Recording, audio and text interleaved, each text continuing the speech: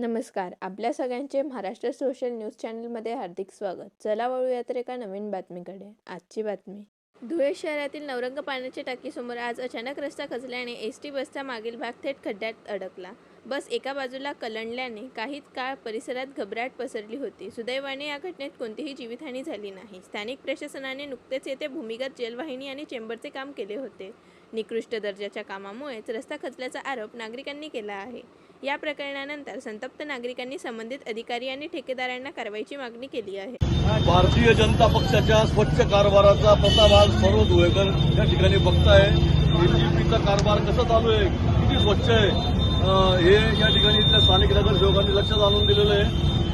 म्हणजे इतकी पाण्याचं धार लागली, इतकी नासाडी झाली, ग्रीन हॉटेलपर्यंत पाणी वाहत होतं, पण तरी प्रशासनाला अजून जाग आलेली नाही. याकडे आपल्यासारख्या दूरदर्शनच्या प्रतिनिधींनी लक्ष घालून त्याचं लक्ष वेधावं, आमची एवढी आमची विनंती आहे.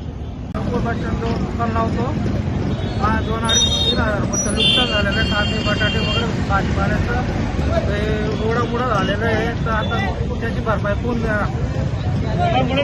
रोडाला खड्डे पडले, पाणी वाहून आलं, आमचं नुकसान झालेलं आहे. तर याची भरपाई कोण देणार? आता आम्ही व्याजाने पैसे काढून माल भरला होता.